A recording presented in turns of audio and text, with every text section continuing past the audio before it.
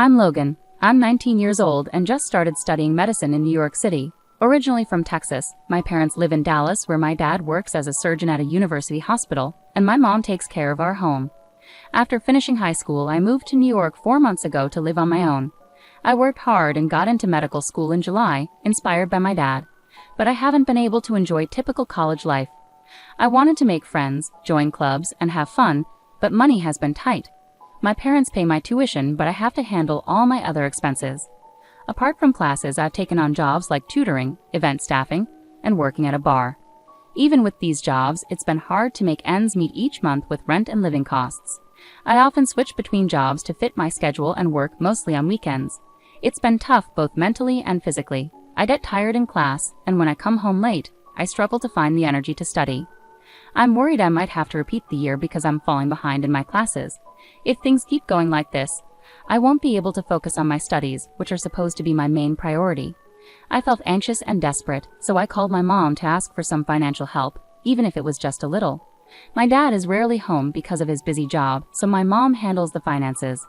Even though my dad earns a good income, my mom said they didn't have extra money and that paying for my tuition was already hard, so they couldn't send me any more money. With that answer, I felt stuck. Most of my friends who live on their own get financial help from their parents, and I envied them. But I decided to keep working hard at my jobs. When midterm exams came, I hadn't studied enough, and as expected, I had to take retests. I managed to finish the retests at the beginning of August, and then started my summer vacation. I plan to work as many jobs as I can during the long break to earn as much money as possible. After the summer break, I plan to focus more on my studies, so I'm going to reduce my work shifts. This means I need to save even more money, so I'll cut back on my living expenses. For meals, I'll save by eating instant noodles, bread, and discounted pre-packaged meals. Whenever I need to go somewhere, I'll use my bike to avoid transportation costs. I grew up in a well-off family, so I never had to worry about money before. I never expected to live in such poverty after moving. It was a very busy time, but I kept in touch with a college friend through text messages. Seeing their fun photos made me sad, realizing how different life could be for students at the same university. My friends often invited me out, but I had to decline because I didn't have the money or time. "I'll drive, let's go somewhere that doesn't cost anything," one of my classmates messaged me. "Nah, I'm working every day plus. I'm heading back home for the holiday season, so I won't be around," I replied. "Are you sure you're okay? You always seem tired at school, and I think you're working too much," my friend expressed concern. "I've got the physical stamina and I need to earn my living expenses. Let's meet up once school starts again," I responded. With that, I headed to the bar where I work. But shortly after, something happened. I collapsed during my shift. It was a busy Friday with lots of customers and orders, and while I was carrying drinks, I felt dizzy. I don't remember much after that, and when I woke up, I was in a hospital. The doctor told me I collapsed due to exhaustion and malnutrition. I received IV fluids and was allowed to go home the same day. I immediately called my boss at the bar to apologize. My boss told me that after I collapsed, he called my name, but I was too out of it to respond, so he called an ambulance right away. He had also contacted my parents. "You've been taking a lot of shifts and I relied too much on that. Sorry about that. I want you to rest easy for the rest of the month," my boss said. That meant a cut in my income. Riding the subway home from the hospital, I wondered if I should take on more tutoring jobs. I felt lost. I was supposed to work at the bar the next day, but now I had the day off. I decided to stay in bed and rest. Checking my phone, I saw a message from my friend that I had missed while I was unconscious. I replied and explained why I hadn't answered earlier. After learning about my situation, my friend decided to come over. He bought groceries and made spaghetti for me. While eating the meal he had kindly prepared, we talked about the costs of living alone. When I mentioned that I wasn't receiving any financial support from home, my friend was surprised. "That's why you've been working so hard? Your dad's a doctor. You should be getting some help." I asked Mom, and she said they're barely managing with just my tuition. "Really? But you're an only child, right? Maybe if you ask again, they could send a little support." Mom said even a small amount of support was out of the question. "No way, that doesn't make sense. I hate to say this, but maybe your dad is sick and can't work," my friend suggested. I started thinking it over. My dad is a doctor and used to drive a luxury car. Our house is in an upscale neighborhood, and I went to private schools my whole life, so why would Mom suddenly say they have no money? I became worried. I immediately messaged my mom, "Are you both okay?" She replied after a while, "We're fine," but I couldn't relax. I thought maybe they were just saying that to keep me from worrying. Since I had planned to go home for the holidays, I decided I would talk to my parents about this in person. After thanking my friend, he said, "I'll be waiting for some souvenirs." I felt grateful to have such a friend.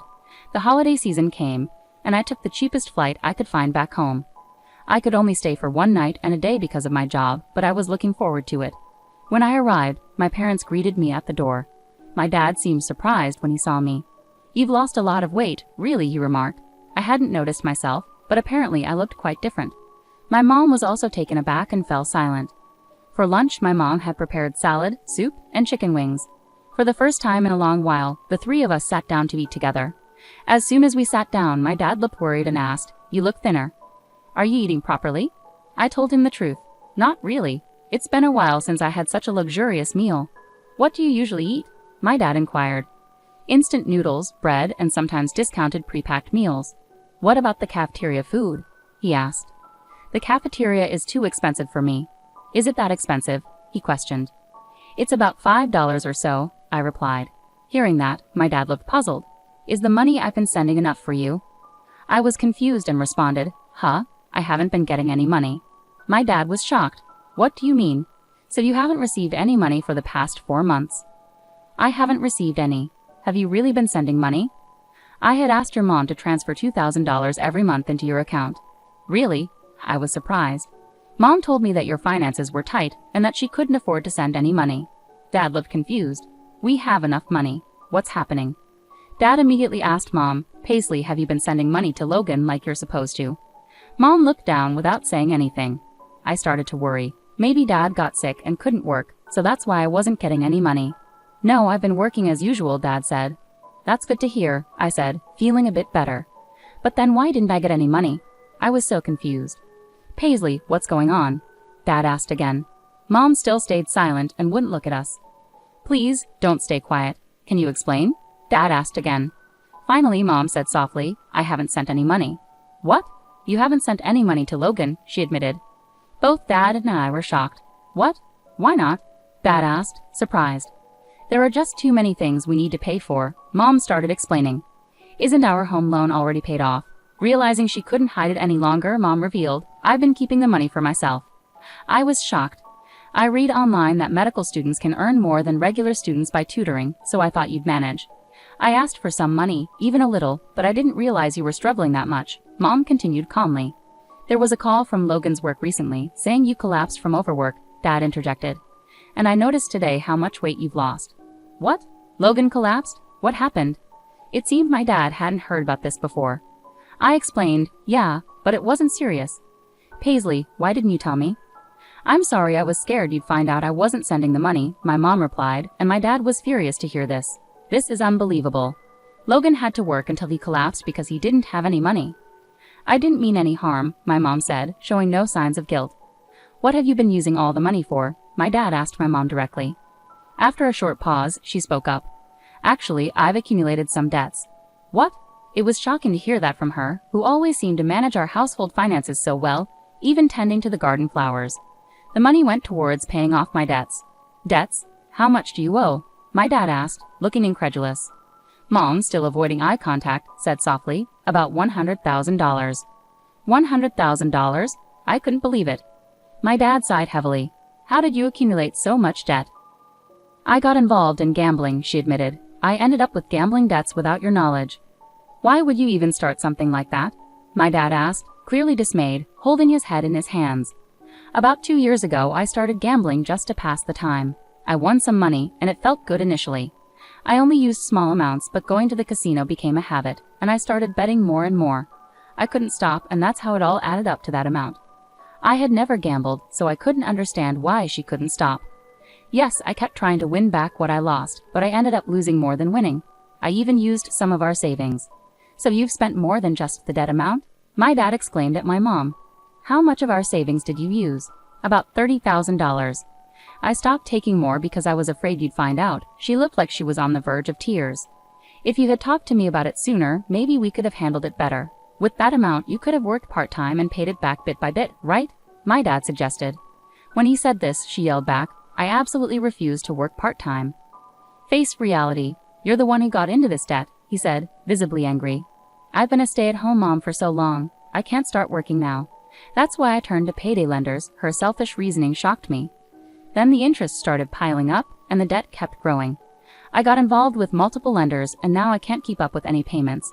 It's overwhelming, my dad sighed heavily. Are you still gambling, even in this situation? He asked. Yes, I don't see any other way. That's why I hoped you would pay off the debt for me, she said desperately. Really? My mom stood up, her face lighting up with hope. I knew you would help me. He seemed moved, but things didn't turn out as she had hoped. But this is your severance. Let's get a divorce. What? Divorce? I was shocked. I will never agree to a divorce. Her expression shifted from joy to fear, as if she had fallen from heaven to hell in an instant. You kept gambling even when Logan was struggling, right? You kept borrowing money, putting the family in jeopardy. That's true, but I can't stay in a family where my wife puts gambling before her own son. No way. She finally burst into tears. I promise I'll never gamble again. Please forgive me, she begged. But he remained firm. Your gambling seems like an addiction. You need to see a psychiatrist and get long-term treatment. It's common for people to struggle with relapses during treatment. I'm not addicted. I can stop anytime. No, if this continues, we could all end up with nothing. I have to separate, not just for my own sake, but to stop putting more burden on Logan, my dad explained. I'll stop from tomorrow, she replied, seemingly not fully grasping the seriousness of her gambling problem. I was really worried about the amount of debt and her compulsive gambling. In return for paying off your debts, there won't be any division of assets, my dad declared. What? I can't agree to that, she protested.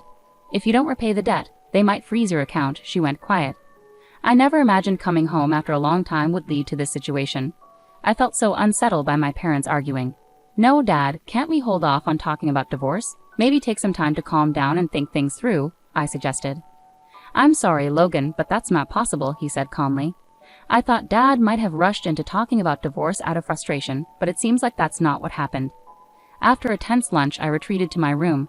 I lay down on the bed, but I could still hear my parents arguing faintly. It wasn't a full-blown argument. Mom was shouting loudly, and Dad was responding firmly. Feeling overwhelmed by college and home, I eventually fell asleep out of sheer frustration. The next morning, Mom looked worn out, likely from crying all night. I had planned to stay home a bit longer, but the heavy atmosphere pushed me to leave early. Dad drove me to the airport. It turned out Mom didn't agree to the divorce during their argument yesterday. Logan, I'm sorry for causing so much trouble, she apologized to me. No, Mom, it's not your fault. Dad, thanks for supporting me through medical school. I'll start transferring allowance directly to your account from now on, so don't worry. Yeah, thanks, Dad. It really means a lot. I understand things are tough, but take care. I flew back to New York. The rest of the summer vacation flew by with work, but I couldn't stop worrying about my parents. A few months later, I learned that my mom finally agreed to the divorce. My dad's determination wore down her resistance. As they agreed, Dad took on her debts, and they didn't divide their assets in the divorce. I have mixed feelings about my parents splitting up, but it's not all bad. With the allowance Dad gives me, I've been able to reduce my workload and focus more on my studies. I've even had time to hang out with friends. My mom's side of the family told me that despite the divorce caused by her gambling, she returned to the slot machines every day and quickly accumulated more debt.